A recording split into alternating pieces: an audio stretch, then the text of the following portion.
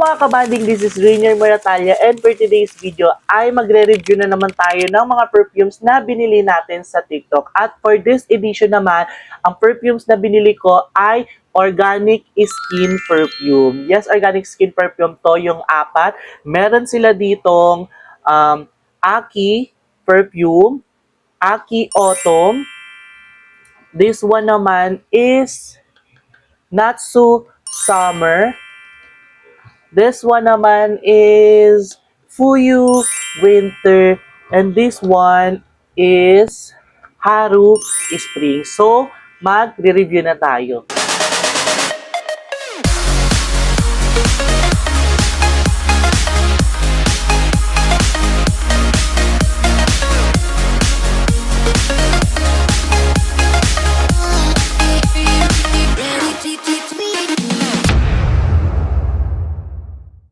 At syempre, kung nandito sa video na to, yan, please lang naman, ibig sabihin niya, ni-research mo talaga kung ano yung mga scent nila at na-curious ka kung mabango ba siya o hindi. So, this is an honest review.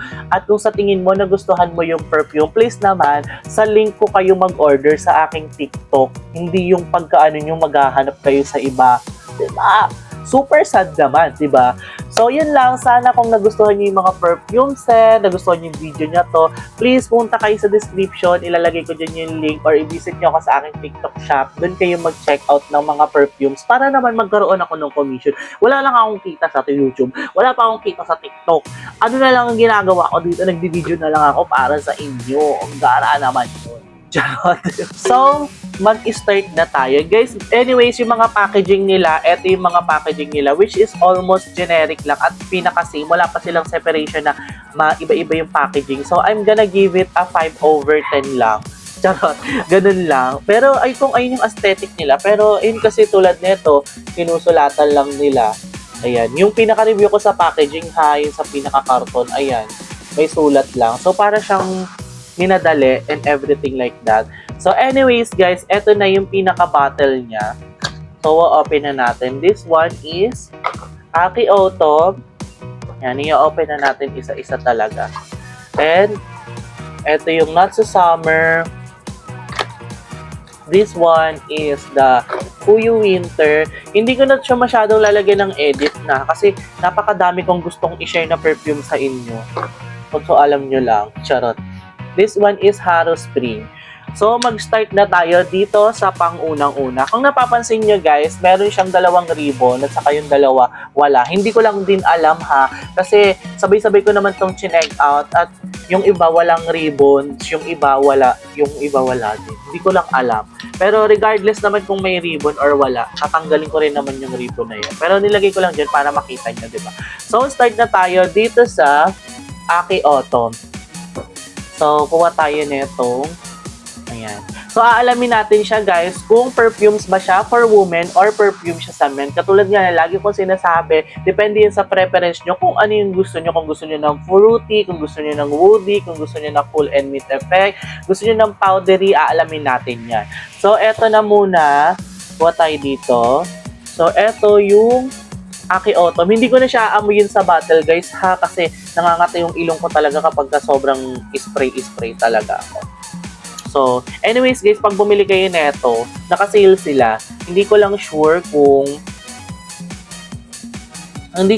kung tawag dito hanggang ngayon naka-sale pa rin sila kasi ang price neto guys, 200 plus isa. Tapos naka-sale sila na buy one take one, tapos dalawa din. Buy one take one, tapos 200 plus lang, 219 or something like that. Like ganun. So, hanggat meron pa, check out nyo na, diba? Sayang din naman. Plus, ang ganda naman ng bottle nyo. Pwede siya pang regalo. So, ito na, mamadali na tayo.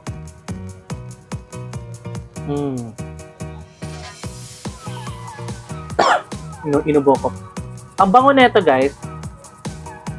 Medyo may naaamoy ako sa kanya. Ito, for sure na pang girly siya. Meron akong naaamoy sa kanya na flower revive, flower siya, tapos na may pagka-lotion. Yun, flower and lotion yung etong Aki Autumn na to. Mostly lotion yung naaamoy ko sa kanya. May pagka-lotion, body lotion siya, na parang sakura blossom, anything like that. Pero hindi siya super flowery talaga na mas maamoy mo talaga yung body lotion. Pero mabango siya ha. So, I like this one. I like this one for girls. Pwede rin naman to panlalaki, pero siguro sa mga teens, yung pag gusto mo teenager smell. Ganon. So, balikan natin kung tama ba yung sinagot ko mamaya. So, nakita niyo to ballpen niya. Kung ano yung sinabi ko mamaya, kayo na maghusga. So, sulatan natin to ng Aki Autumn. Okay. Naalala nyo ba tong ballpen na to? Dati pag kami ganito kang ballpen, mayaman ka na, di ba? Charis. Ayan, sinalatan ko siya. Aki. Wala, bihita. Aki. Yarn. Anyways, lagay na natin siya dito sa kabilang bottle. Kasi dalawa yan. Charot. So, next na agad natin to para mabilis na. Mabilis na siya. This one naman is Not So Summer. So, syempre disclaimer lang din. Depende naman kung magugustuhan ko or magugustuhan niyo. Depende sa trip nyo, kanya-kanyang preference. At na-review ko na to actually lahat. So, hindi ko naman maalala lahat ng mga perfumes na to. So, eto na tayo. Dito na tayo sa Not So Summer. Spray na natin siya.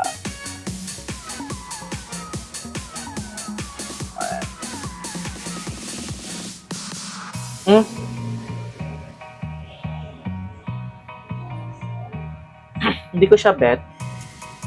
Ito pala yung isang hindi ko bet. Not So Summer. Actually, hindi naman siya. Siguro, eto kasi, kung i-rate ko to na pang girl, siguro mga 7 out of 10. Kasi more on girly siya. Eto, more on girly rin siya. Pero mas naaamoy ko dito, guys. Alam niyo yung parang cutics. Yung parang coating ng cutics na ganun. Tapos na may pagka vanilla set. Ito yung amoy. Ganon. Pero mabango siya ha. Kasi naamoy ko na to eh. Parang spray siya sa mga linen. So parang mas maganda siya spray sa unan. Ganyan. Mas comfortable na amoyin siya kapag ka na mga nasa unan or kumot. Instead na ayun yung pabango mo as sa body.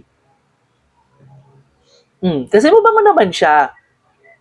Actually, mabango naman siya. Medyo may lotion din ako naaamoy. Excuse me.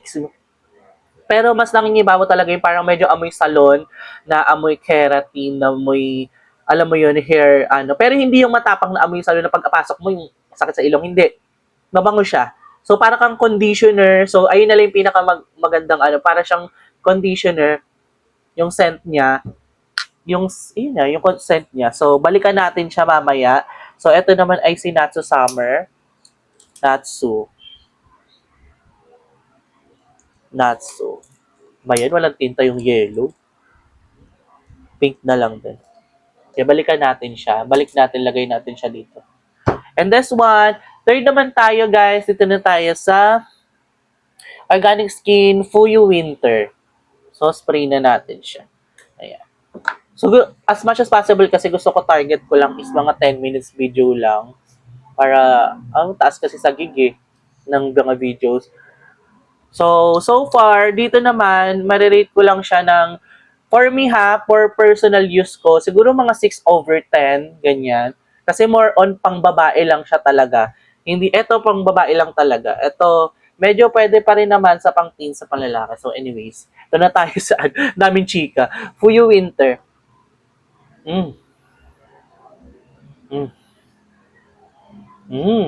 Eto naman guys, medyo may ano siya, medyo may cologne vibe siya, na mo in-spray ko pa ulit. Tapos may pagka-cooling, cool and mint effect. Bango niya, in fairness. Mabango pala tong winter na to. Mabango siyang Fuyu Winter.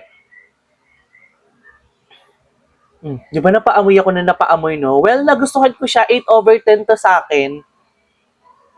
Etong Fuyu Winter, ang scent niya, hinahabol ko kasi hinahanap ko kung ano yung scent niya. Pero may pagka-cool and mint effect siya. Tapos, medyo flowery vibe din siya. Tapos, tawag dito, flowery vibe. Pero, pwede ko siyang isa-suggest sa panlalaki sa pambabae. Though ako din, gusto ko rin tong i-spray sa katawan ko. Tong Fuyu Winter na to. Nagustuhan ko rin naman siya. So, lagay natin, sulat na tayo dito sa Fuyu Winter. Babalikan din natin kasi yan kung ano talaga yung mga scent niya. Natin siya dito. So, last but not the least, so, ay 7, 6, and 8. Grabe, di ba? Grabe mag-rate yan. So, this one is the Haru Spring. This one, spray na natin siya.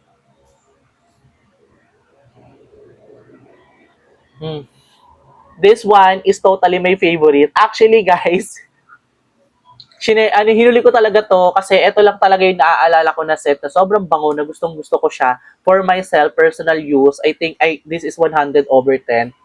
Kung kayo ay na-order kayo or nagmagamit kayo ng mga organic skin products, ito yung scent ng shampoo nila, which is yung para siyang mabango na candy, na aloe vera, na parang refreshing. Ganon. So, ito talaga yung pwede pang lalaki, pwede pang babae, pwede pang kids, pwede pang teens. Kasi cool, refreshing siya. Ang bango niya. Ang bango niya, guys. As in. Ito yung 100/10 ko, yung Haru Spring. Lagi ko yan sinasabi kapag sinishare ko tong mga perfumes na to. Ang bango kasi nito eh. So, kung naghahanap kayo ng mga gano'ng eksena na mga perfume, eto na. Bali, personal ko na i-share, ay kumbaga personal na isasuggest ko sa inyo, etong Haru Spring. Pero depende pa rin yan sa preference nyo. Pero ito yung pinaka-top tier natin for today's video. So, ibalagay na natin siya dito at i-double check ulit natin kung tama ba yung mga pinagsasabi ko, di ba? So, eto na kukuha ulit ako ng isa dun sa 4. Amoy natin. Ayun nga, amoy salon na everything like that.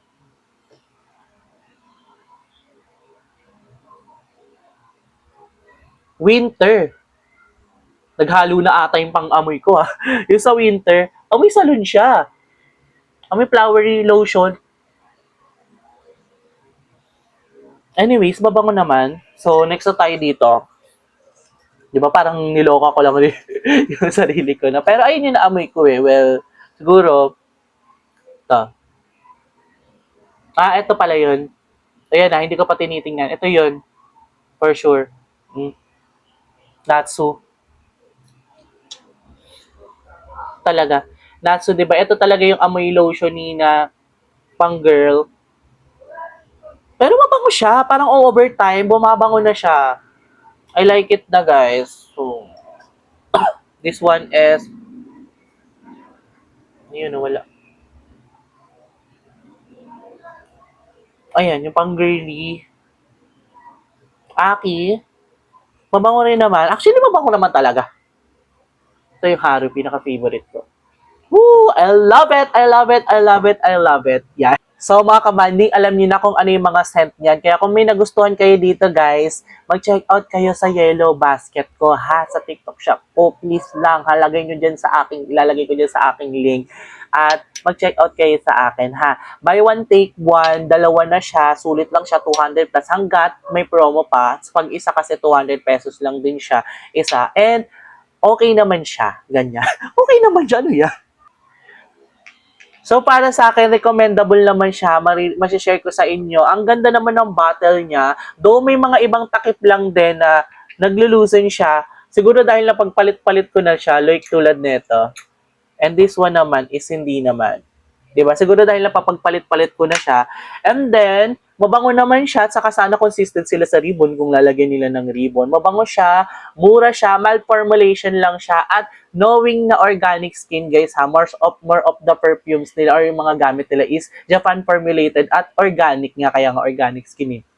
So, ibig sabihin, etong perfumes na to ay kahit na UV toilet siya at oil-based perfume na 2 to 3 hours, siguro mga 2 to 4 hours ang formulation depende sa damit na nagagamitin or pag sa damit kasi 'di ba pag cotton mas matagal.